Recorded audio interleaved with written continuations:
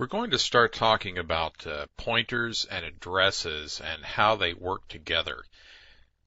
This is not really a complicated subject, but it can get a little confusing.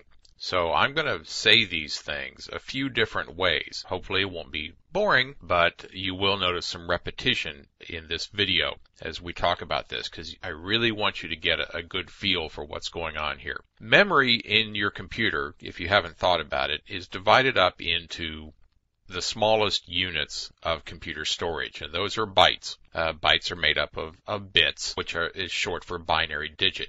If you've been around programming for a while, you probably already know that, but it bears repeating.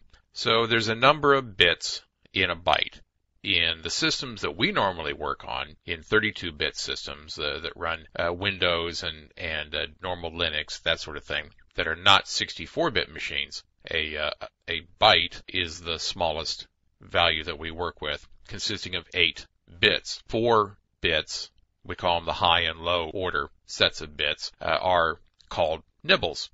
Actually, they are. They're half a byte, so it's a nibble. I always wondered myself if 2 bits were a lick, but that's a whole other subject. Anyway, memory is divided up into 1-byte pieces. Every one of those individual bytes has an address. It has a physical location in the computer. Now, the way I choose to show you addresses in this is with a base and an offset.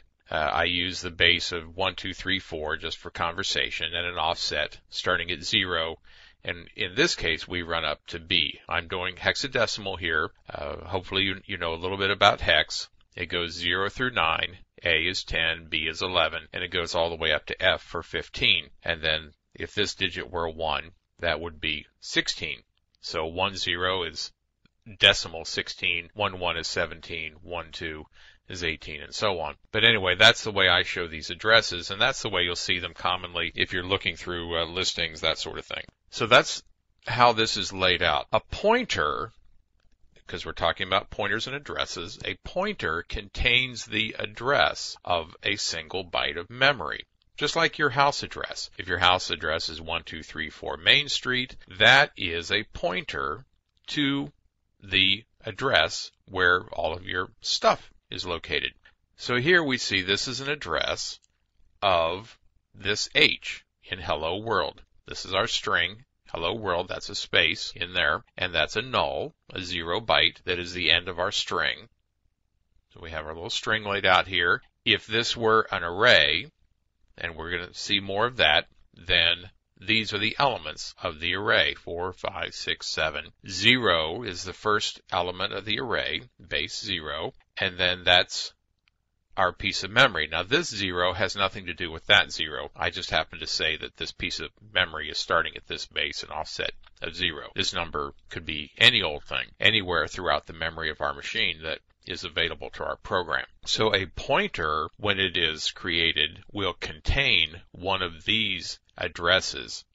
That's what goes in a pointer. And a pointer is always large enough to contain a single address value from within your computer. And those lengths of pointers will change based on the kind of hardware that you're running on.